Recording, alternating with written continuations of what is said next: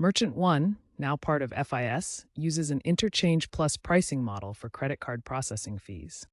This means you pay the interchange fee, which is set by card networks like Visa and MasterCard, plus a markup from Merchant One. Interchange rates can vary. Expect around 1.5% for debit cards and 2.5-3.5% for credit cards. Merchant One's markup is typically between 0.25 to 0.5%, depending on your plan.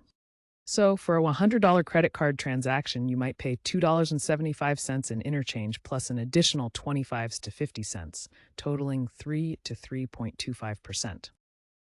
Beyond per transaction fees, merchants also face monthly costs. These include statement fees ranging from $10 to $25, often waived for high-volume accounts. PCI compliance fees are $5 to $15 for security tools.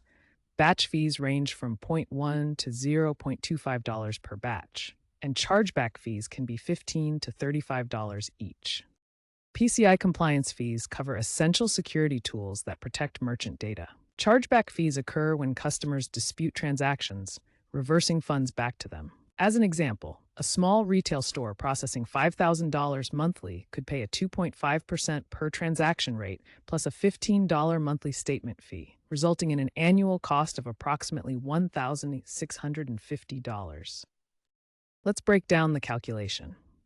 At 2.5% of $5,000, the monthly transaction fee is $125. Multiplied by 12 months, that's $1,500 annually. The $15 monthly statement fee times 12 is $180.